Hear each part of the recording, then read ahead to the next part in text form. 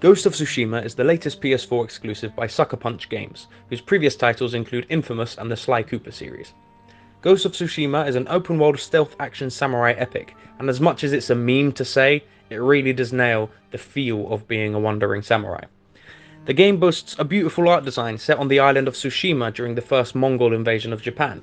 You play as Jin Sakai, last of the Sakai samurai clan, on his search to rescue his uncle Lord Shimura and repel the Mongol invasion. The island itself is beautiful, with beautiful scenery bolstered by an incredible sound design, from sound effects to music, but the graphics themselves sometimes let the game down.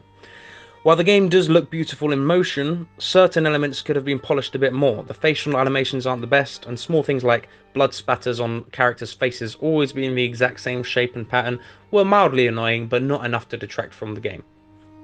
The combat itself is very satisfying, possibly my favourite realistic take on samurai sword fighting of any game. It's like a refined version of the combat mechanics of games such as Assassin's Creed, the Batman games, Shadow of Mordor, etc. There are various stances to fight the different types of enemies, as well as a variety of ghost weapons for more stealthy approaches. And it's that option of how you approach the combat that really drew me in initially.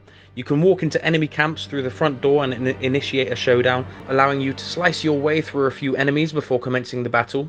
This head-on approach is more befitting of the honourable samurai, but this is a stealth action game after all, and you can also stealthily take out opponents from the shadows using the tools at your disposal.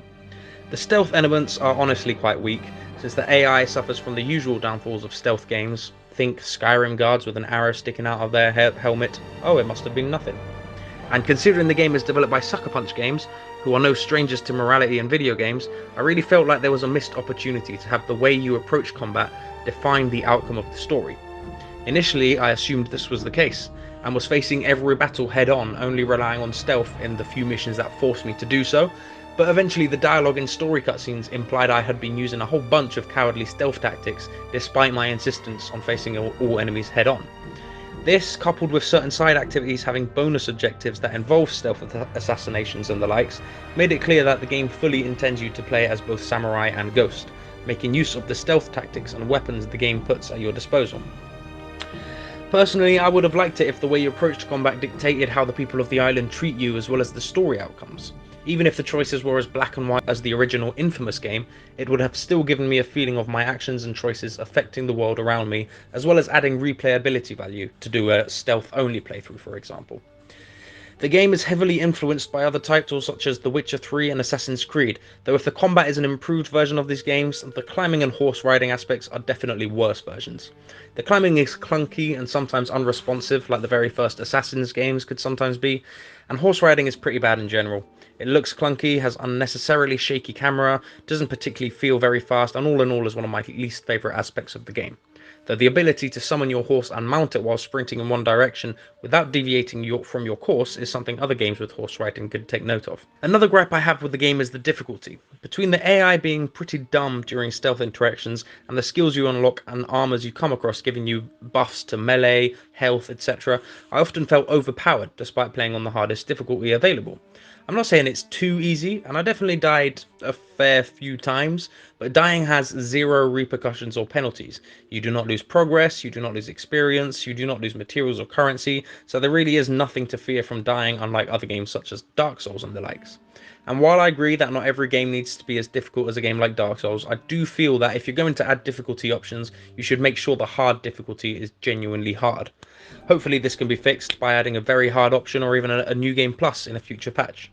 The story, while nothing groundbreaking, is still enjoyable and makes you feel like you're playing a classic samurai movie, with an added Kurosawa mode for extra cinematic effect. Narratively, it also has some weak points, like character development happening after a big moment involving said characters, such as a character's death or a character betrayal happening before we've even been properly explained the role those characters had in Jin's life, or what relationship he had with them, but these minor gripes aren't enough to sour me on the story. Which is a good description of the game as a whole. Sure, it has plenty of flaws if you overanalyze it, like clunky camera controls, a lack of different field of view options, but none of these are big enough flaws to detract from my enjoyment of the game.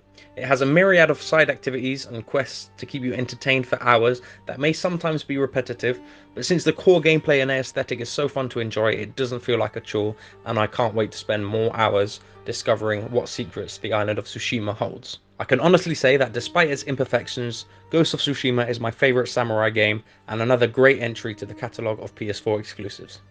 For more news, reviews, previews and discussions, don't forget to subscribe to Zoned.